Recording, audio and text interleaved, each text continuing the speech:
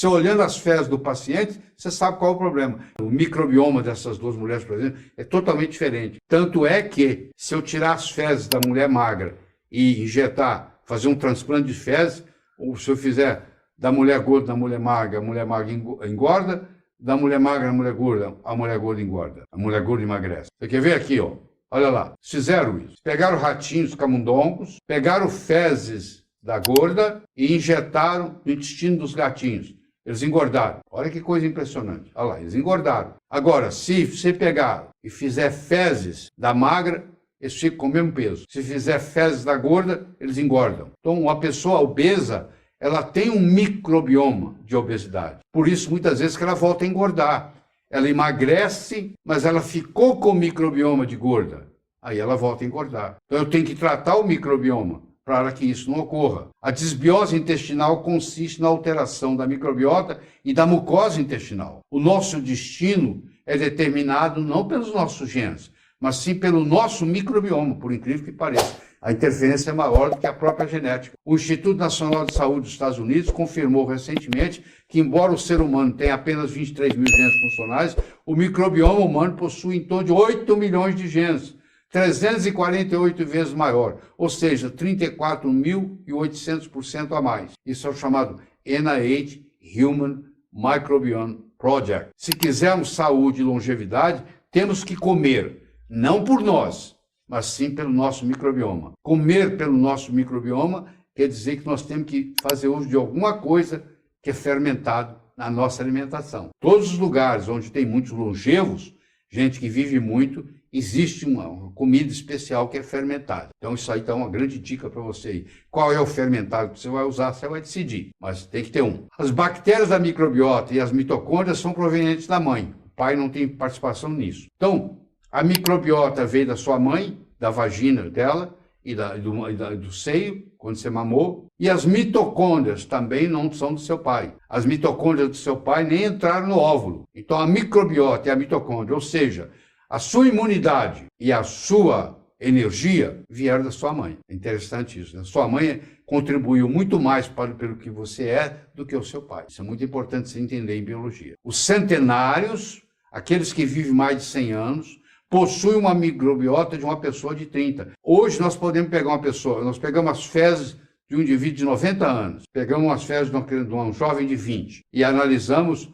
Quem entende sabe dizer de onde que vem as fezes, porque a fezes do velho ele tem muito menos microbioma, muito menos microbiota intestinal do que a do jovem. A ponto de, aí eles foram para o Japão, na região onde tem muitos centenários, e analisaram as fezes dos centenários japoneses. E descobriram que eles têm microbiota de quem tem 30 anos de idade. Então, olha que interessante. Eles têm 100 anos de idade. Mas quando as fezes são examinadas, o que tem lá de microbioma, de bactéria, de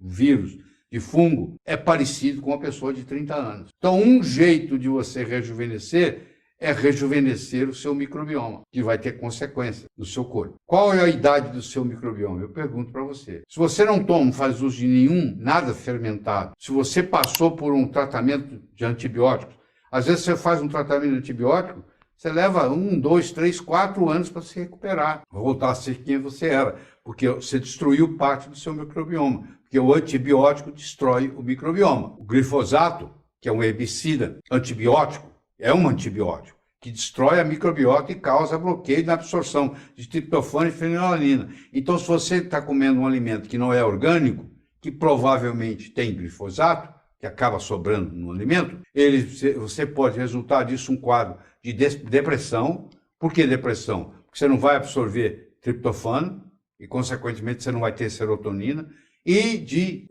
tireoide, porque você não vai absorver fenilalanina e, consequentemente, você não vai ter tiroxina. Você não vai ter tirosina, que não vai ter tiroxina. Então, o agrotóxico causa depressão e causa distúrbio tiroidiano. O distúrbio tiroidiano é um hipotiroidismo, que vai levar você à obesidade. Então, dependendo da quantidade de agrotóxico que você ingere, você vai ganhar mais peso. Compreendeu o raciocínio? Muito bem. O aumento no uso de medicação antidepressiva e tiroidiana, porque você está se alimentando de um alimento rico em glifosato. O holobioma, que é você, as suas células, mais as células do seu intestino, da microbiota, tem um papel determinante em como e quanto você irá viver. Então vocês descobriram uma coisa interessante aqui. Melhorando o meu microbioma, minha microbiota intestinal, eu vou melhorar a minha saúde e vou ter viver mais e melhor. Você vê? E vou ter um sistema imune robusto. Isso é muito interessante entender. Então o microbioma, ele está no intestino, ele está na boca, no nariz, ele está na pele, ele está no gênito urinário, mas nós estamos falando especificamente aqui do intestino. Mas o microbioma como um todo, ele existe em diferentes partes. Muito bem. Então, o holobioma é o microbioma mais células humanas. Todas as doenças começam no intestino, dizia Hipócrates. Isso já veio lá da medicina chinesa, que é muito mais antiga. O Hipócrates viveu 400 anos antes de Cristo. A medicina chinesa tem relato 5.000 anos antes de Cristo, você tem uma ideia. Então aqui está um intestino saudável, olha como é que ele é. Tudo bonitinho e tal. Ali está o epitélio, os enterócitos. Agora aqui, ó, olha lá. Observe isso aí. Está vendo essas bolinhas grandes? Elas não entram, elas não passam para o sangue. O sangue está embaixo, tá? É embaixo. Vocês vão ver que só as bolinhas pequenas passam para o sangue. Tá vendo aí? Tá vendo aí? Você não vai ver nenhuma bola grande passando para o sangue. Você pega qualquer uma, acompanha ela passando aí. Vamos ver se você vai ver. Não, não tem. Ela não passa para o sangue. Só as pequenininhas que passam. Muito bem. Agora eu vou apresentar para você um intestino doente. Olha lá, ó. Ele está doente, inclusive rasgado entre uma célula e outra. É o chamado leaky gut. É hiperpermeabilidade intestinal. Agora eu vou mostrar para você, olha lá. Olha, de vez em quando passa uma grande, ó. De vez em quando passa uma grande, olha lá. De vez em quando passa uma grande. Essa grande que passa, ela não foi digerida. Ela vai cair embaixo onde? No sangue. E agora vai funcionar como um corpo estranho. E aí o corpo vai criar um anticorpo contra isso aí. Se por azar seu, lá na sua tireoide, você tem uma sequência parecida com essa aí, que foi criado o anticorpo agora vai atacar a sua tireoide. Então, muitas doenças autoimunes começam no intestino. O intestino está vazando. Isso é que é o intestino vazar. É o chamado leaky gut, é a hiperpermeabilidade intestinal. Está passando para o sangue bolinhas grandes que não deveriam passar. Entendeu agora? Muito bem. Então, boas cercas fazem bons vizinhos. Quer dizer, se eu tenho uma cerca que me protege de não entrar proteína não digerida para o sangue, me ajuda muito. Aí vem o chamado mimetismo molecular, que é você criar um anticorpo contra uma proteína dessa que por azar seu vai atacar a tireoide, vai atacar seu pâncreas ou o que for. Certo? Lembre-se disso, aquilo que não lhe mata, lhe fortalece. Então, o que eu tenho que fazer? Eu tenho que tratar esse trato gastrointestinal, porque ninguém tem uma microbiota perfeita. Então eu tenho que fazer os 4R que a gente chama. Você tem que remover, repor, reinocular e reparar. Você tem que remover a inflamação que está lá, repor as enzimas que estão faltando, reinocular o microbioma que está fraco e reparar a parede intestinal. Então isso aí, ó, essas 4 coisas aí, ó, remover, repor, reinocular, reparar, é que você vai criar uma imunidade forte para se defender. Então, como é que eu vou remover? Olha lá, o trato gastrointestinal, ele tem a função de absorção, ele tem a função de imunidade e ele tem a função de detox. 3 coisas importantes. Vai absorver via o trato gastrointestinal a matéria-prima que você precisa. Você precisa de matéria-prima, senão não funciona. Você não pode construir nada se não tiver matéria-prima. Eu só posso fazer um muro se eu tiver tijolo. A sua imunidade é fundamental para você manter a sua saúde. E você tem que estar tirando todo o veneno que tem no seu corpo, que é o detox. Então, está ocorrendo.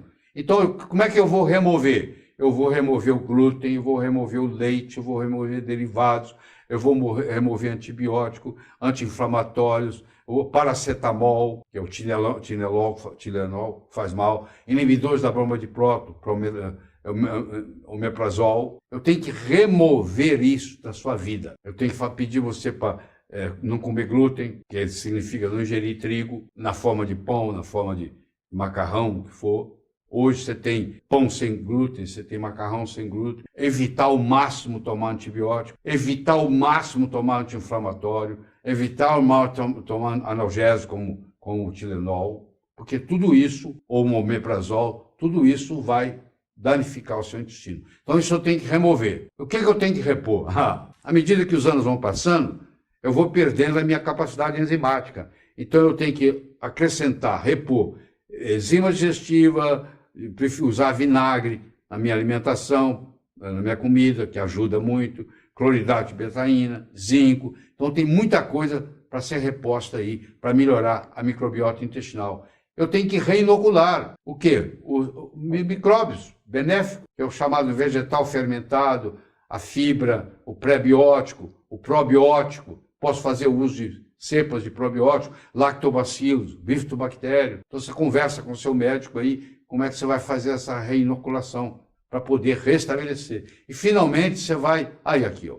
Deixa eu discutir com você um lactobacilos interessante. Ó, eu tenho um lactobacilo reuteri. Olha que interessante. Ele ajuda na cicatrização de feridas. Quer dizer, uma coisa que você engoliu vai ajudar a cicatrizar uma ferida sua. Olha que coisa impressionante. A perda de gordura visceral, ele emagrece. Ele faz você não engordar de novo. O magro tem mais riqueza de reuteri do que o gordo. Então eu posso fazer o que se chama transplante de fezes. Hoje é feito. Começou na Holanda, hoje está no mundo inteiro, inclusive no Brasil.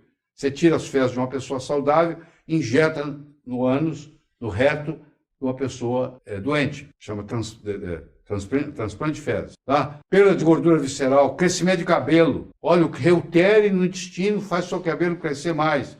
Melhora da pele, estimula o sistema imune, diminui a incidência de câncer de colo e de câncer de mama, aumenta o volume testicular, aumenta a produção de testosterona. Tudo isso é uma bactéria que está no intestino causando tudo isso. Olha como é que a mudança de paradigma é tamanha. Tá? Aumenta a produção de ocitocina, que é o hormônio do orgasmo. A pessoa vai perdendo com o tempo. O orgasmo fica mais intenso quando você tem mais ocitocina. É o hormônio da paixão, do amor. Está apaixonado, é ocitocina. Tá? Eu vou te falar outro, que é a Akkermansia mucinifila, que é outra bactéria benigna. Ela faz modulação do sistema imune, ela melhora o trabalho, o metabolismo da glicose, não deixa você ficar diabético. Ela tem uma ação anti-inflamatória, ela combate a obesidade, ela aumenta a eficácia de alguns tratamentos de imunoterapia, anticâncer, ela melhora o tratamento da quimioterapia. Pra você ter uma ideia, quando você combina a população aumentada com a ingestão de romã e cranberry. Cranberry em português é o oxicoco ou arándano, são os dois nomes para cranberry. E a romã, aquela fruta que você conhece.